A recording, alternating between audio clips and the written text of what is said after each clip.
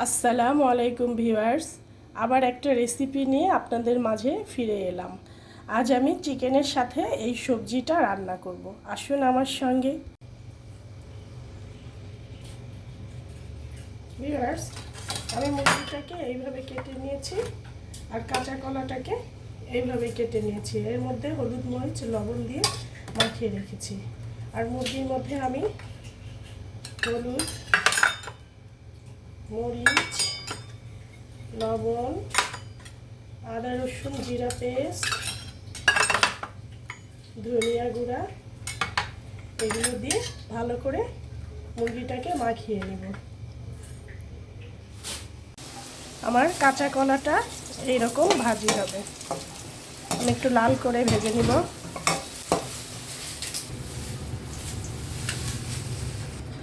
প্যানে আমি সরিষার তেলটা দিয়ে দিব, দিয়ে আমি পেঁয়াজগুলো ছেড়ে দেব।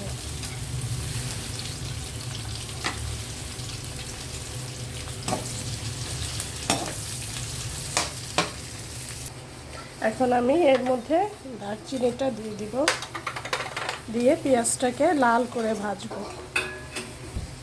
আমার পেঁয়াজটা এরকম ভাজি হবে লাল। এখন আমি এর মধ্যে গোশটা ছেড়ে দেব।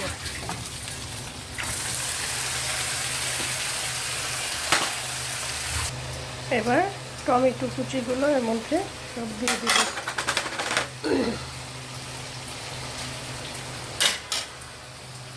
দিয়ে ঢেকে দেব। আমি এটাকে খুব ভালোভাবে কষিয়ে নেব।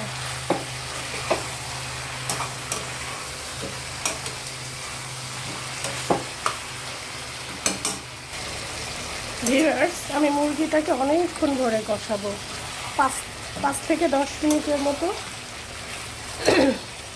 এতে আমার মুরগির ভিতরে মশলা ভালোভাবে ঢুকবে, কোনো গন্ধও থাকবে না।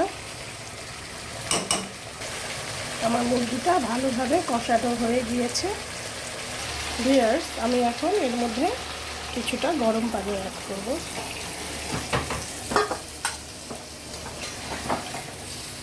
খুব বেশি দেব না, এই পরিমাণে দিব। মুরগিটা হচ্ছে।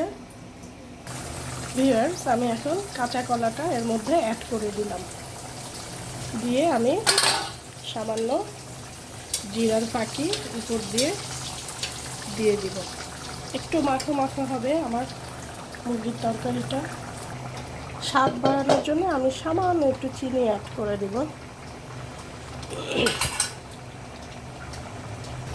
ভিউয়ার্স, হয়ে গেল আমার মুরগি দিয়ে কাঁচা কলার একটা তরকারি।